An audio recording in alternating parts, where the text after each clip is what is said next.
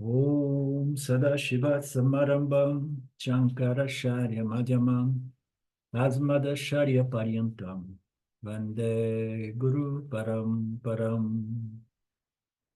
Ishvaro Guratmeti Murtiveda Vibhagine Vyo Mabda Vyapta Dehaya Dakshinamurtaye Namaha Tava Vedanta Sedanta Gocharam Tamagocharam Govindam Paramanandam Satguru Pranatoshmaham Om Shanti Shanti Shanti Om Namaste. Page 291.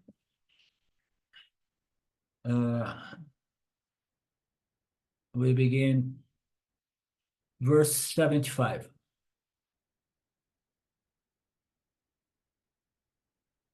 There is no duality in that. Is that correct, Lynn? There is no duality in that consciousness. There is only an obsession with the unreal apparent duality. Having known the non-duality, one is not born being free from its cause.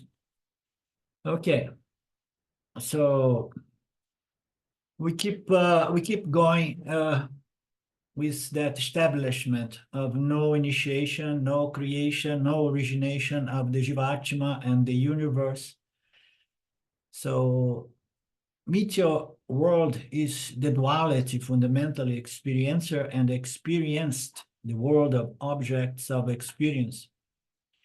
So once we know that the true nature of reality is consciousness as one without a second, once we know that duality is just a mirage-like projection upon consciousness or a reflection happening within the scope of consciousness, and then the mind is clear about that. So there is no point in running in the rat race, chasing things to be gained, maintained, or avoided all the time.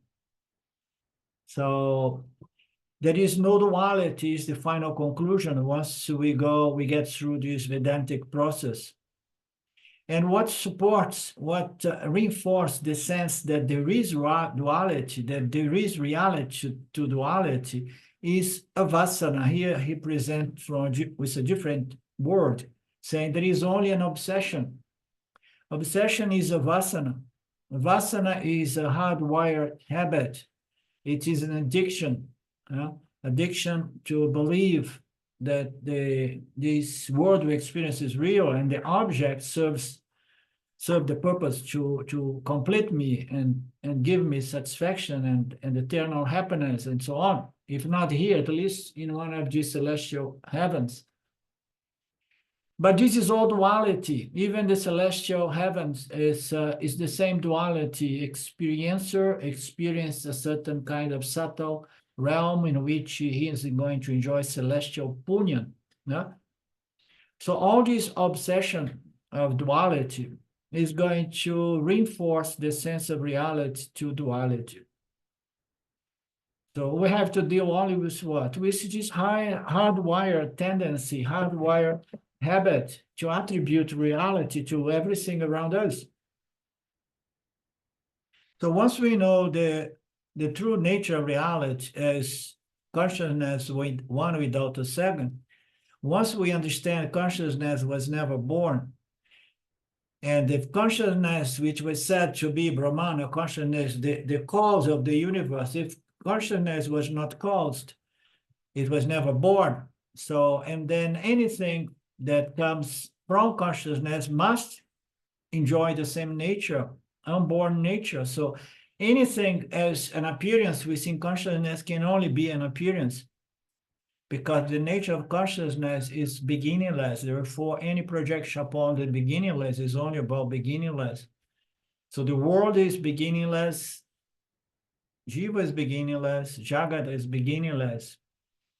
Why? Because we can never go taking on any structure, philosophical, spiritual, religious structure, you can never find a theory that's going to convince the intellect, the human intellect, that there was a point from which the universe or the creation, initiates.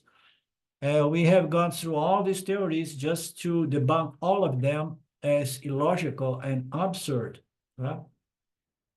So once we know that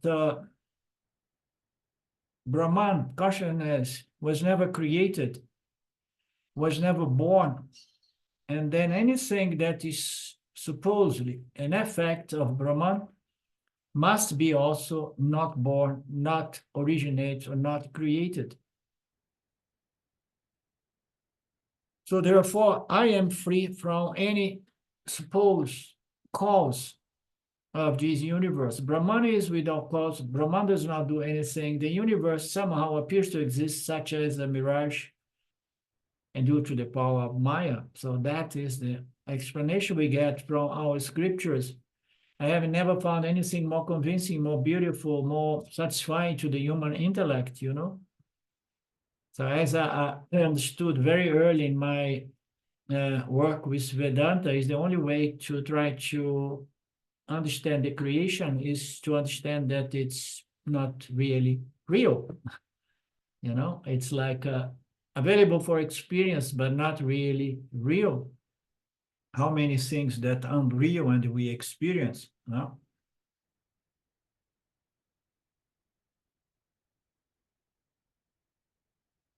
By pointing out that the world is only a projection of nama rupa and not the substance in itself. So the whole universe, and it's a very dynamic projection because it's a projection in which the energy makes things moving, changing from moment to moment. It's not a projection like pop, and then it's frozen. No, it's just dynamic. Vedanta is now rejecting this projection of nama-rupas with attributes and with energies that make everything move. The world is available for transaction, experience, and above all, it has relative utility. This Mithya world, Namarupa, has varieties of things and experience, and by all means, this world should be dealt with carefully, attentively, wisely. We are here, so we are consciousness, but we appear as the reflect consciousness, and then we have Jagat, the world, before our sense organs and the mind. We have no choice.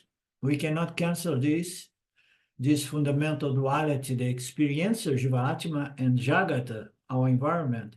We cannot cancel that. So what we have to do, we need to somehow transact, interact with this world from the standpoint of this revealed wisdom from the Upanishads. I should know how to move around my apparent jiva, considering all the apparent laws and principles of the apparent creator, and find utilities on every kind of thing. So find the ultimate utility in the scriptures that will reveal to the investigator, to the inquirer, the true nature, which is the base or the adhisthana of this entire Mithya projection. I want to find what is the reality. Then you have to go to the adhisthana, to the base, to the screen on which it's projected. So therefore, I cannot say, no, it's not real. No, I have to transact in the unreal to get down to the bottom of the only reality. The only reality we say that is a screen, but the only reality is I consciousness, the observer, the witnessing consciousness observing this phenomenal world. Never get lost in this world. It can become a habit. This habit can become an obsession, and then we are really trapped into samsara.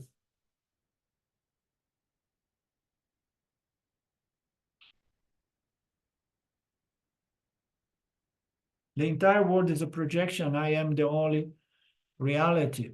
Therefore, I don't want to get trapped, obsessed with this world.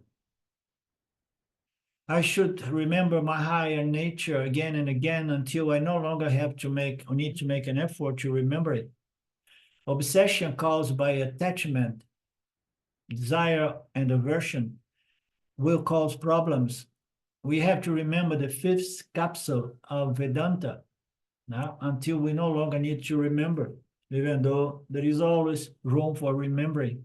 By forgetting my real nature, I convert life into a burden. And by remembering my higher nature, my real nature, I convert life into a play, a blessing, a show, in which I'm not really participating, but I'm witnessing it. Therefore, avoid identification as the player in the play, avoid obsession with the play and the players. In Vivekachudamani, Shankaracharya describes this obsession with the word Visaya Ano Chinta. So how we get this vasana? Repetition, as we know. Repetition, repetition, repetition. So what is this obsession? What is this tendency to attribute reality to all of this? So we remember one of the most simple and even gross way to explain this process of obsession that brings about vasanas and samskaras. We have to imagine a mountain, and very round, and in the top of the mountain, it's there, and there is no craving, there is no, no way for any water come down because it did never rain. The first rain is coming to that universe, that planet. When the rain comes, what happens? It hits the top of this mountain like this. And then there is a certain area there, and somehow I say, where am I go? The water say, where am I go? And then somehow it finds an inclination here and then takes one direction. And then after hundreds of years comes another rain, and oh, there is a passage already here facilitating my going down the hill. And then again and again, and then, so these are like ways, I don't remember the word, but as a scratchers, that go down in analogy that due to repetition, reinforcement, we get accustomed to think and act in a certain way, vasanas, obsession. And the obsession here is the most fundamental is I am the body, mind, and the world is real before me, and I need to get happy by consuming good experience, having things and so on.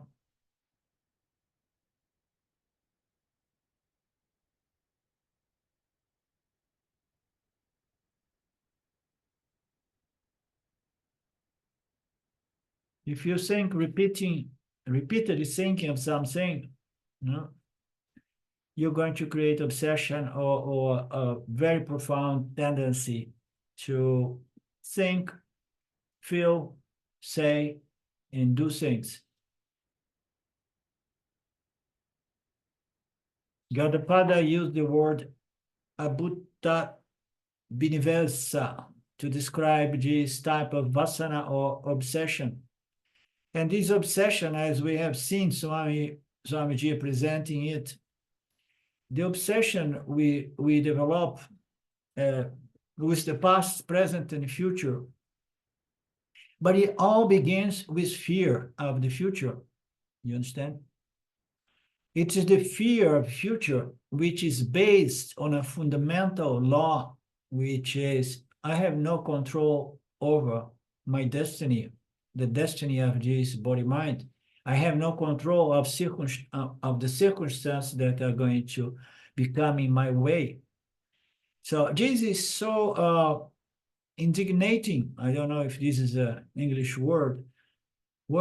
It's so repulsive to the jiva, the fact that it has no control. And before he gets to understand Karma Yoga and the Ishvara and the karmic laws and the relationship between actions and its results and the karmic equation that only Ishvara understands, before he says, oh, there is no God, there is nothing, I can go and get it. I'm a go-getter. as we say in the USA. And then frustration, frustration, frustration, frustration. Why? I want to secure my future. My future must be only, dealing with things that give me pleasure. I don't want to deal with things that gives me pain and suffering. So this is the most fundamental limitation of the jiva, which is absolutely no control of one's tomorrow, one's future, one's prarabdha. I often say that meditation at certain stages effort to try to control our experience, but we cannot live in meditation all the time, the mind is going to change with the changing world, and the experience are going to be fluctuating. So this obsession with past, present, future begins with an obsession, a fear of the future that makes me all uptight, trying to control the present, and makes me again and again making recollections of the files of my past, so that I can see here and there I did this and this, that, and I got a better result. So I go to the back and I see, okay, so what my files say, what my computer say. So do this, because this is going to attract only favorable circumstances. But what worked yesterday not necessarily going to work now. Everything is changing. The obsession with the past, present, and future begins with an infantile fantasy that I can control my experience in the future and attract only punya. But the entire world of objects is just a superimposition or configuration of numberless, objects of experience available to us. Some are going to produce pain, some are going to produce pleasure, some produce pleasure today, and then after a few years produce pain, and then I want a divorce, isn't it? Okay. Liberation is using the world without obsession. It's just forgetting about controlling your experience, accepting whatsoever the karmic equation of this Lord brings to us as our prarabdha. So it is a sign of obsession if we keep our mind preoccupied with the future, recollecting past experience to try to secure a course of action that can bring me favorable circumstances. Krishna gives an instruction in the Gita as to what one should do before beginning meditation. He says, may you keep the external world outside. So why does Krishna say keep the external world outside? Because the external world is not only external, but it is in your mind, it's in your vasana, it's in your memories. So it's more challenge, because otherwise we just use a blindfold, we cover our ears, our nose, not to get any smell. We don't touch anything, and then if you, oh my God, I'm feeling my butt sitting here, learn to do some levitation first, not to have any sensation, disturbing sensation, distracting sensation. So keep the external world outside. Why does Krishna say this? The advice is given because the world is not only outside, but it's in your mind. We are carrying every person, things, circumstance, and fears and desires in our minds.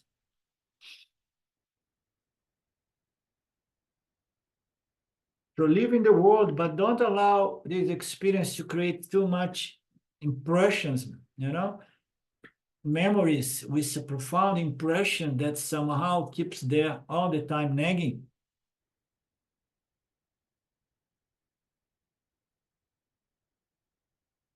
This is the Yani's operational mode of life, never looking back, and just not allow,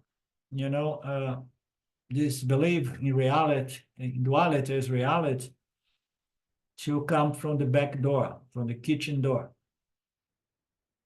Having understood the absence, the total absence of duality as other than a mere projection of name, colors, and forms upon my self-consciousness, the yoni transcends the problems of cause and effect, which cause great suffering. Therefore, the yoni is free from the cycle of birth and death. So why the yoni is free from the cycle of birth and death? Once there is an understanding that the world is not real, yeah? The only reality is consciousness. The duality, experiencer and experienced, is not real. It's again a projection. Yeah? The objects that appear, yeah, before my sense organs and my mind, they are not real. And furthermore, although they contain certain relative to that order, relative utility, they don't satisfy the fundamental thirst of the soul. Therefore, the yoni starts putting those vasanas, obsessions, into a regime of starvation. That's what happens. The pastor used to talk in those terms. You have to put your vasanas, your tendencies, your obsessions, into a very, very restrict diet, almost like starvation till they die. Yeah. What kind of starvation? So I don't allow my mind and my intellect to keep attributing reality to any of that, because if I attribute reality, and then I'm going to be more seduced by Maya, and I'm going to feel attracted to certain things to the extent that I lose my balance. I lose my strength.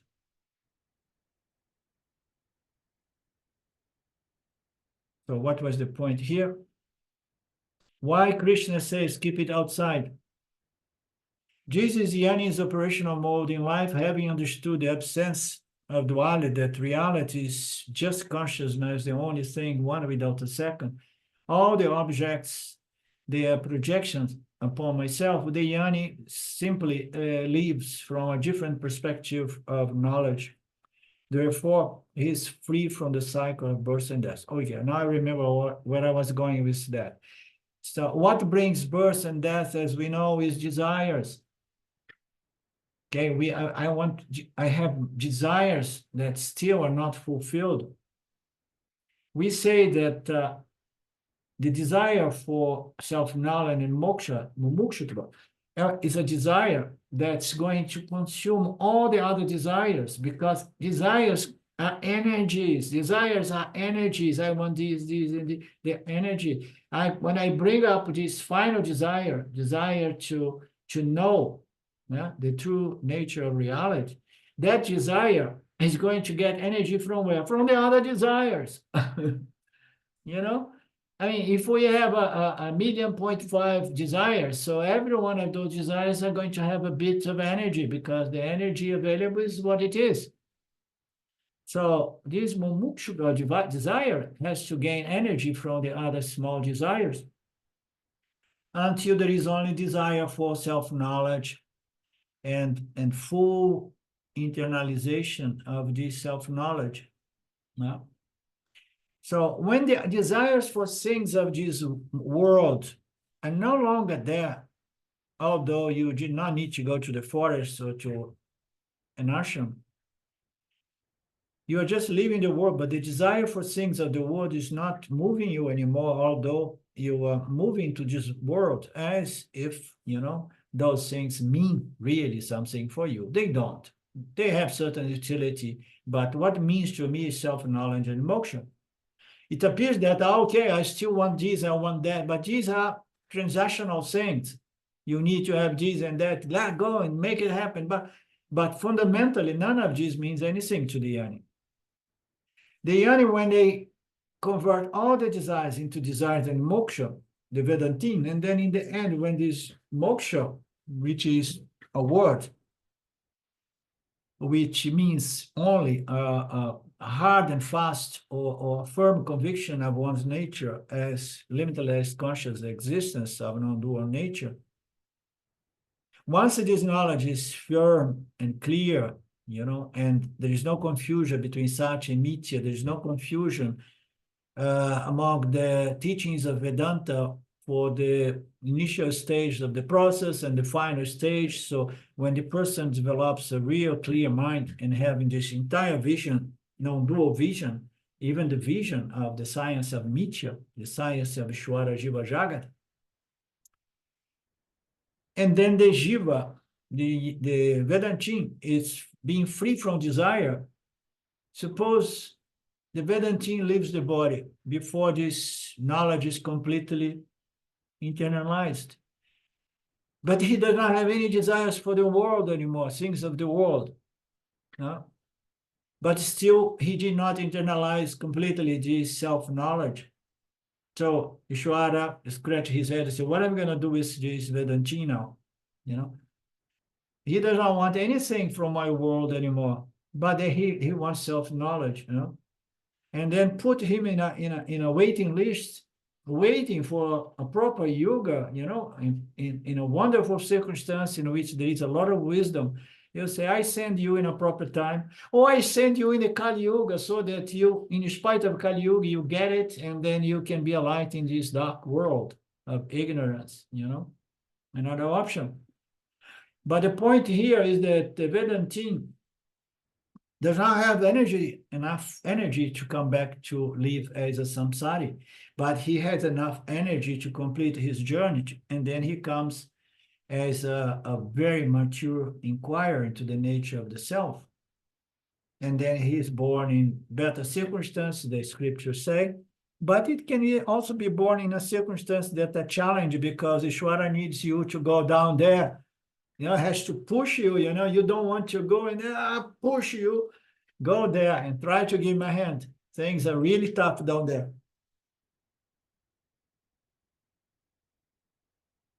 It's said that the Jnana is free from the cycle of birth and death because, first of all, it understood its birthless, beginningless, unborn nature. And second, it understood my apparent nature as the body-mind complex. And the body-mind complex does not have desire to come back. And if he comes, the first thing he will say, oh, not again, Ishvara. So there is no desire, there is no rebirth. When one does not find superior, medium, or inferior causes of birth, then consciousness is not born. How can there be an effect when there is no cause? So more explanation about samsara. Samsara is the sense that I was born. I have a birth certificate, by the way. I memorized the date of that birth certification. I don't know. I was not there to witness it from an intelligent point of view. But I was told that I was born in a certain date, on a certain place. And then Vedanta comes and says, okay, so this is the truth. You were born, you were in that place, and you have a certain number of years on this body.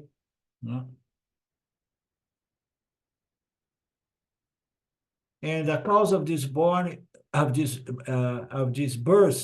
is karma. As we know, karma. We talk about the inferior apparent nature of reality, the science of Mithya. In Mithya, the apparent jiva is born out of karma, yes, and there are karmas and karmas and karmas. So I can be someone born out of incredible, high, elevated spiritual karma.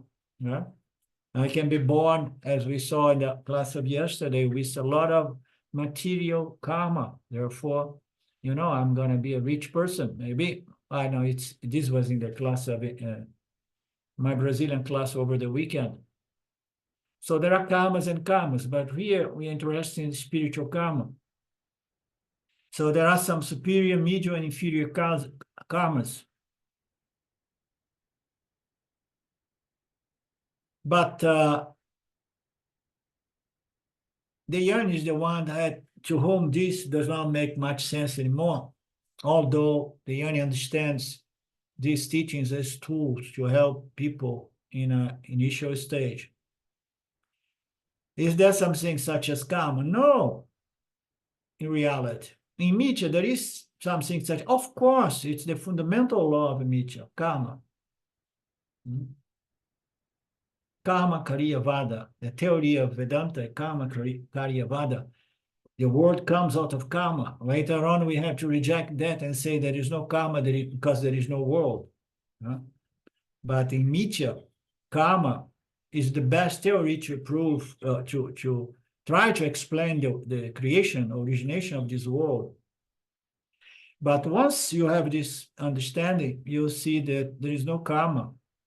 Therefore, these things that beta karma, medium karma, inferior karma, that it brought me here, and then I want to do karma here to develop.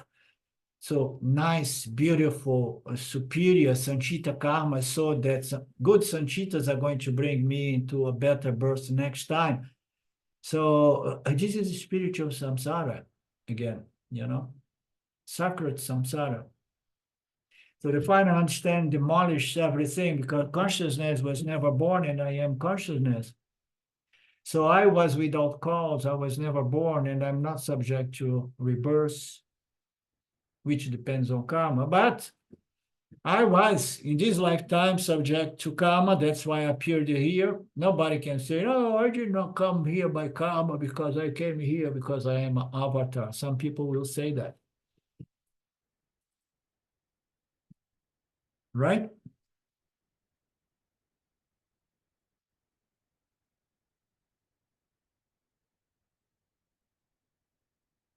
Samsara. Vedanta says that karma is the cause of samsara. Karma is divided into medius, superior, medium, inferior. The Yanni does not identify with any one of these karmas because in his understanding, the whole world, including the fundamental law that projects this order, which is this system, causality, cause and effect, merits and demerits. So the Yanni does not identify with any of that because it has shifted its identity to consciousness, which is not moved by karma. It's before Maya brought its laws and principles, being causality or karma the most fundamental. Everything is reduced to a superimposition such as a mirage, which does not have an existence of its own.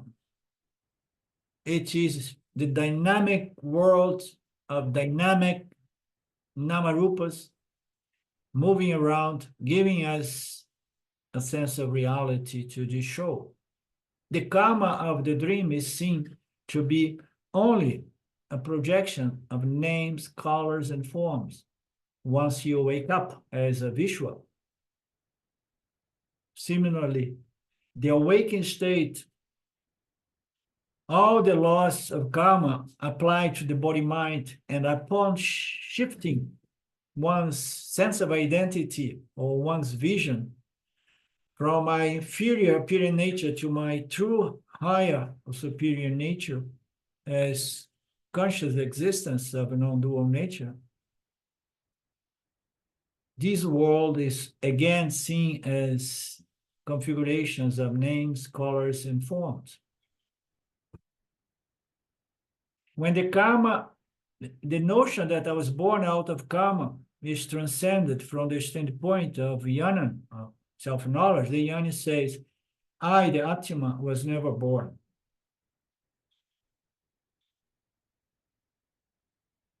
From the body-mind sense complex, in the awakened state, the laws of karma are operational, but they are not operational in my true nature as Satya or Atma or consciousness. From the standpoint of my true nature, there are no laws operating. Laws, what are laws in principle? We know that in this Mithya order of reality, there is this Mr. Maya, and then it brings about Ishwara, and then Ishwara is is hired by Maya to project a universe. And the universe then is gonna have to have somebody who is creating it. And then it's going to be projected. And some of these Namarupas are sentient beings. In some of these sentient beings, they seem to have a certain degree of intelligence. So everything is projected and everything is dynamically moving.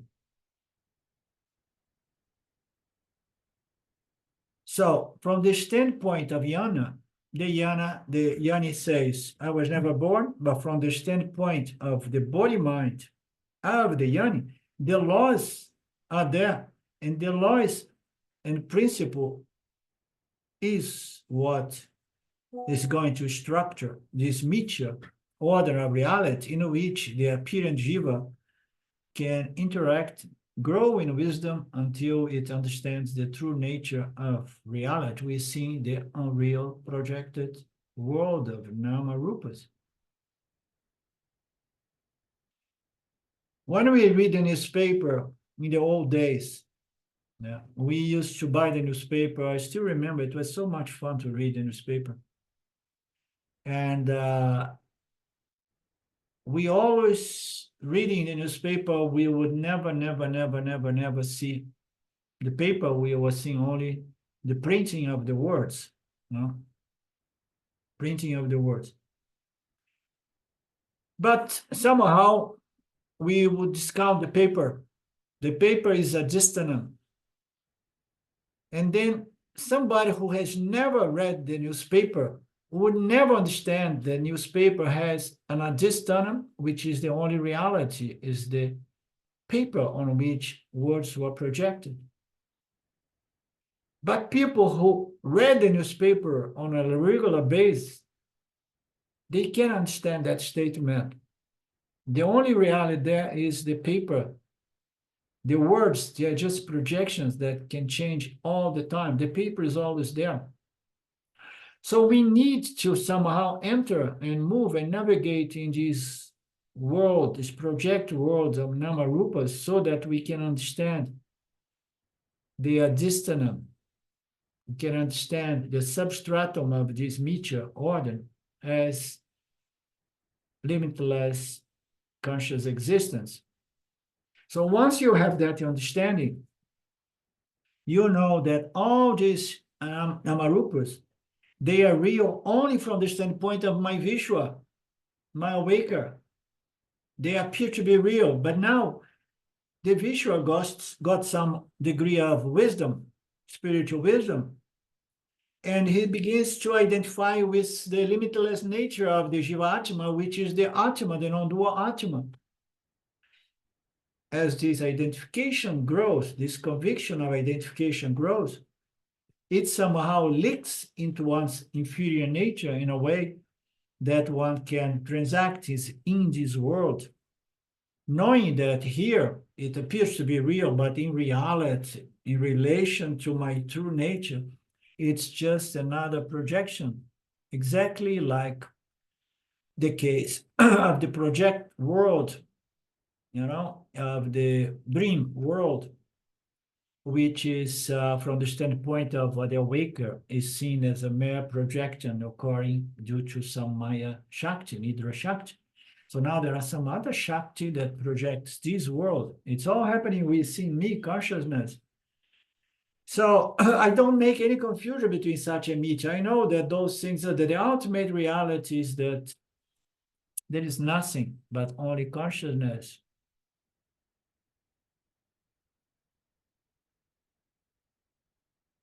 Respect the laws of karma, the laws of Mithya, while operating Mithya. Understand the teachings. Don't criticize the teachings that serves a certain purpose. The body-mind has to reap the consequence of karma. Yes, know that the body-mind is always going to deal with the consequence of karma. But the goal here is not to be obsessed, not to be identified. Identify with your true nature. We have always this choice of identify with whatsoever appear to be our most fundamental nature. Oh, no, I want to have a very pure and contemplative and intellect. I want to know everything, almost like Ishwara, you know.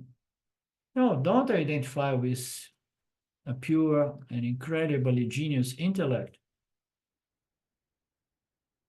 So know that your nature is beyond the attributes superimposed by Maya to all its namarupas. But know that your actions in this order count because action produces repercussions, but the yan is said to be not identified with the fruits of action and its effect. The fruits of action come and say, oh, there is some problems coming. You know, I must have done something, my inferior nature must have done something to create this conflict now. I say something and I offend somebody. Okay, so be it. Okay. Is it a big deal? No. Do I care? No. You understand? Because, as we say in English, shit happens. You know, it happens, but I'm not identified as the doer and the experiencer as of the results. Of course, there is certain degree of producing conflicts because fundamentally the Yanni went through all this process because not only he wants to have the philosophical knowledge that I'm free and independent from karma, but he wants to enjoy some good karma. What is the best possible karma? A mind really nicely resolved by yana so that can enjoy a life more or less free of disturbance, conflicts. The non-origination of consciousness, which is free from the cause of birth and which alone is in the form of everything, is eternal and absolute because that birth is indeed an apparent object of consciousness which is unborn. Okay. Consciousness was never created. It's, as we see, consciousness is, how you say, somebody who does not have parents? Oh, I was born, I lost both my parents. An orphan. Orphan. Consciousness is a kind of orphan because it does not have parents. How so? I mean, nothing has caused consciousness. So it was never created, it had no parents. Therefore, it's free from the cycle, cause and effect, cause and effect.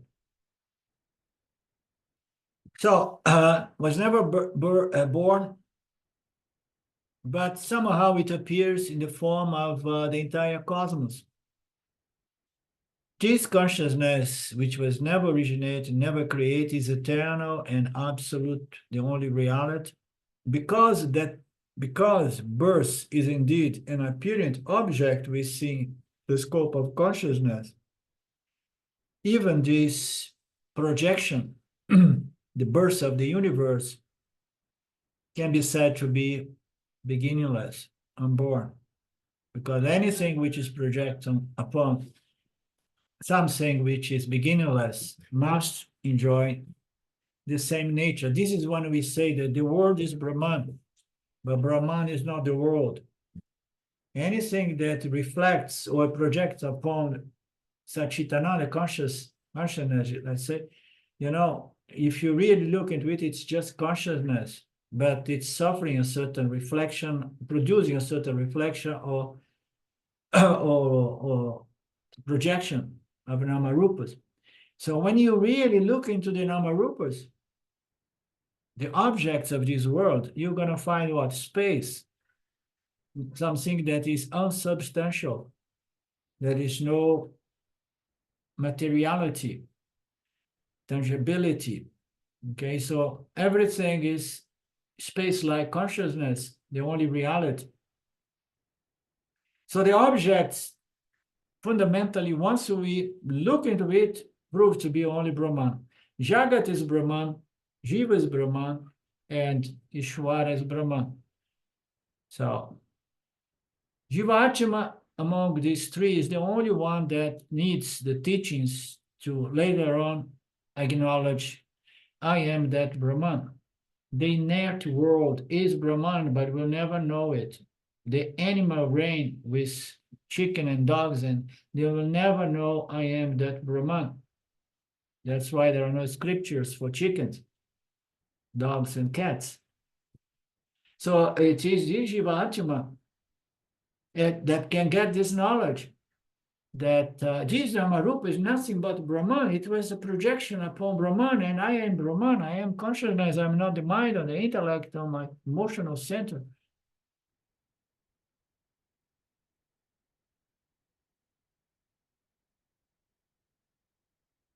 But consciousness, Brahman is not the world. The world is Namarupa. Brahman is not Namarupa.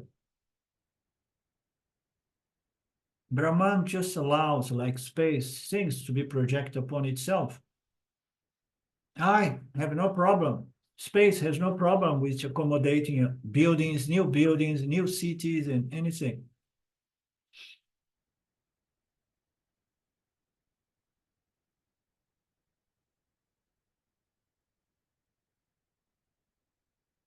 Everything is an appearance in consciousness. Consciousness is unborn, beginningless, and everything that's projected upon consciousness is as well unborn, beginningless. That's why we have the teachings, because Ishvara, by the way, has no problem. Ishvara does not need any teaching to get to know that I am that limitless, original Brahman consciousness, you know. Ishvara is an entity made out of pure knowledge, which includes knowledge of one's true nature, knowledge of the true nature of the universe, knowledge of the true nature of the Jiva-Atma, and he even come to the extent of throwing the scriptures to the Jiva-Atma. So Ishvara has no problem. The Jagat world or the animals are without a certain degree of development in their intellects. They have no problem with being just Jagata. But the Jivatma has a problem because of this human intelligence gives us a sense, you know, there is something here which is not very natural. How so? I have a sense of a limitation here. I have a sense of incompletion, insufficiency, you know. I'm not feeling natural here. I'm wearing shoes that somehow was not designed for me. So it's not natural. Only the Jivatma, because of this natural sense of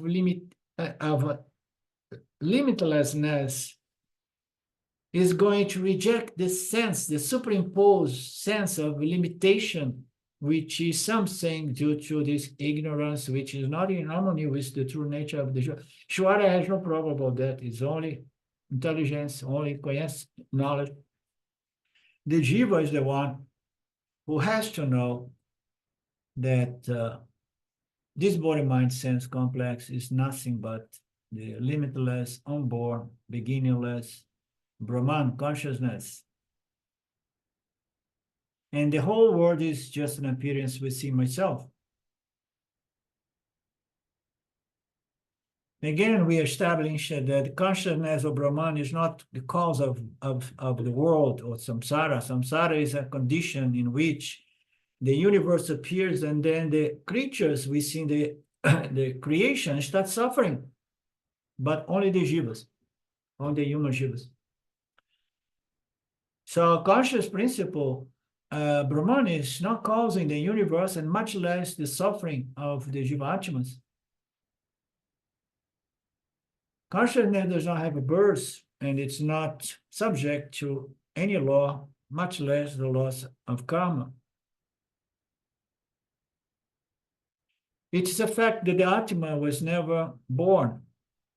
When the Atma, the Jiva Atma, the Atma of the Jiva, under the spell of ignorance, is subject to a date of birth, a date of death, and then time becomes real due to ignorance. Anything that's born must die. This is one of the teachings, the most fundamental laws of the universe. I was referring to causality as the most fundamental. Another very fundamental is any of this configuration appear and disappear and stays for a while in a flux of changing continuously.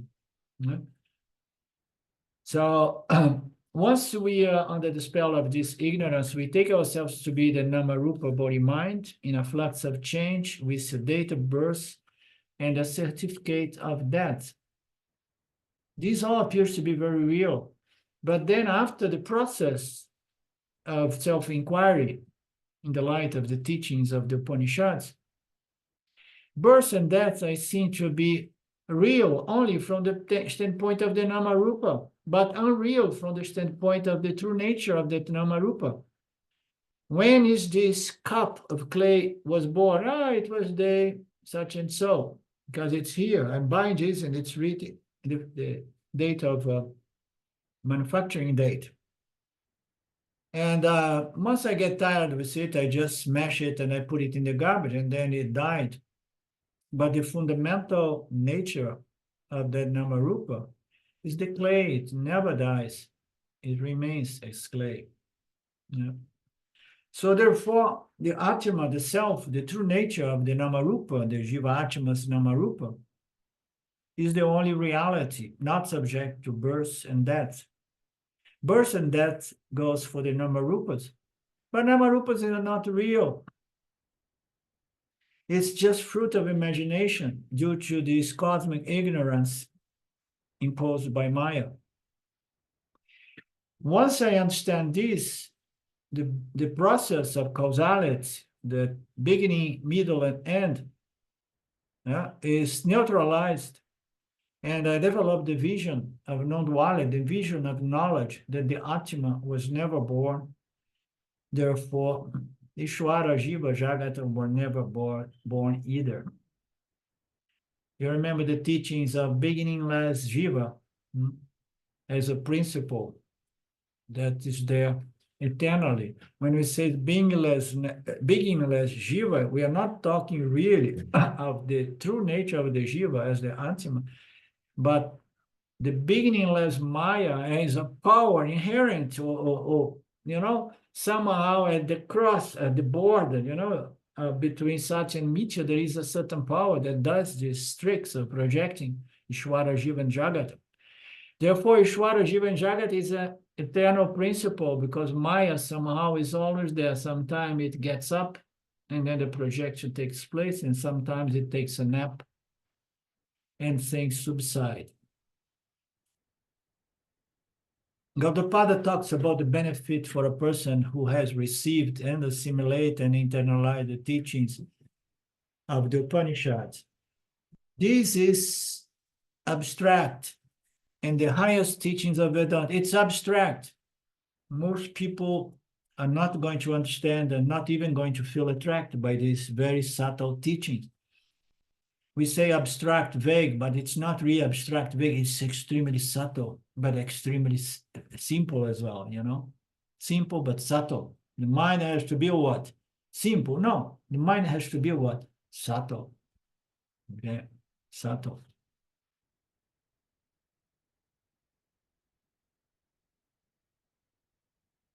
This seems to be abstract, but in truth is the highest teachings of Vedanta. First, the nature of Mithya, the word Mithya needs to be understood and assimilated and not confused with Satya, which does not have existence or origination. This Mithya word needs to be understood as a phenomenon available for experience and transaction, but without a true intrinsic reality to it. This existence that appears to have an origination or creation is created by what? By avidya, ignorance that somehow operates in the mind of the jivas that are there working day and night, chasing objects of this world to reinforce and support that obsession, that vasana that holds, that all ignorant vasana that holds this universe into place. That's why it's said that everybody would wake up and realize this, the whole world, the whole universe will go to poof out of existence. Because the Jiva Atma, due to this cosmic ignorance, is what develops this profound obsessions, tendency, which tends to attribute reality to duality, to hold in place this Maya apparent creation.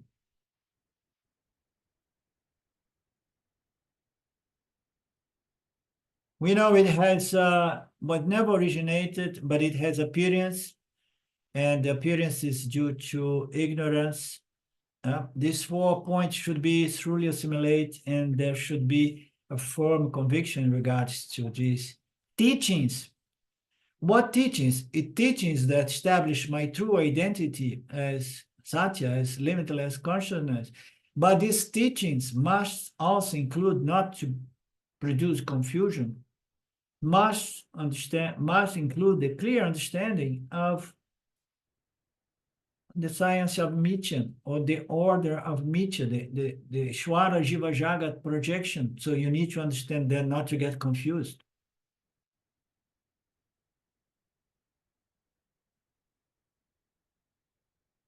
We need to understand that for this projection to take place, this apparent mirage to take place, we need the sand, the desert sand. We need a base. We need a substratum.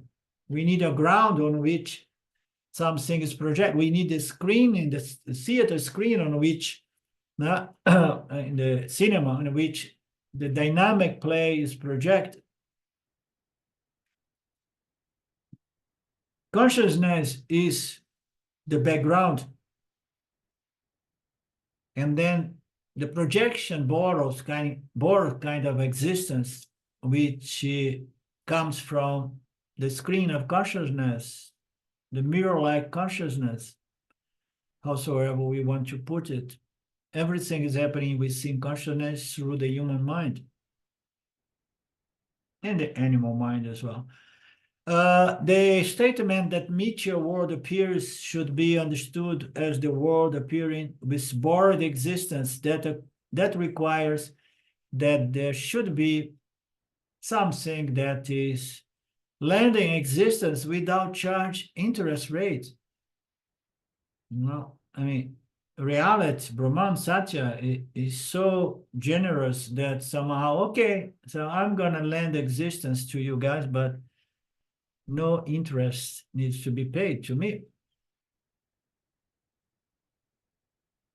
As long as you believe that this apparent existence is real, you're going to be trapped in samsara. To get rid, you have to pay a certain price. What price?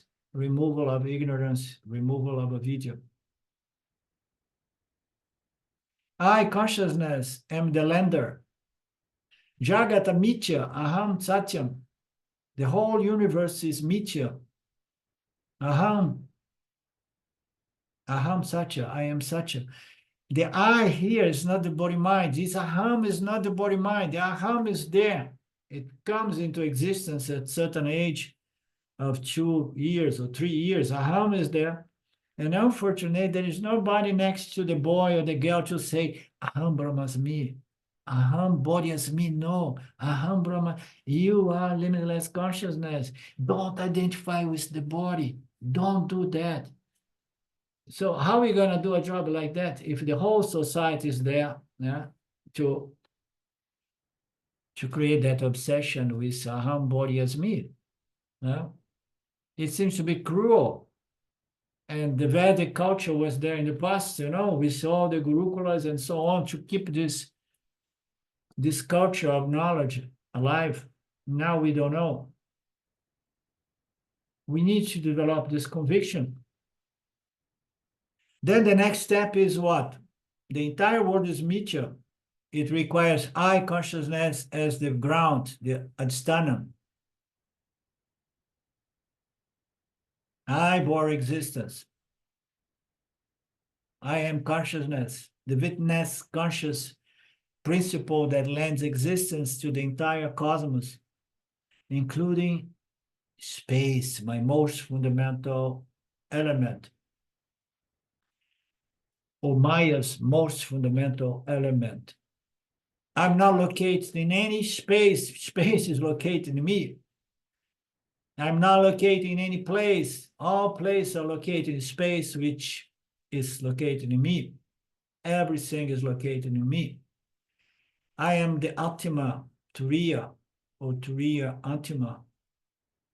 Gaining this knowledge is the beginning of freedom, the beginning of moksha, which on the macro level is freedom from rebirth. Oh, I want to come back. Okay, no problem. You want to rebirth? Okay, there's this desire for more duality, more experience is going to bring you back. Even if it's a desire to come to chant the name of the Lord, is going to bring you back to chant the name of the Lord, like Abhidhamma. Gaining this knowledge is moksha. Moksha comes with a fragrance of no desire, of this passion. But you never know. One may come back as well. In fact, a soul such as Ramana Maharshi would be maybe a further help here in our planet nowadays.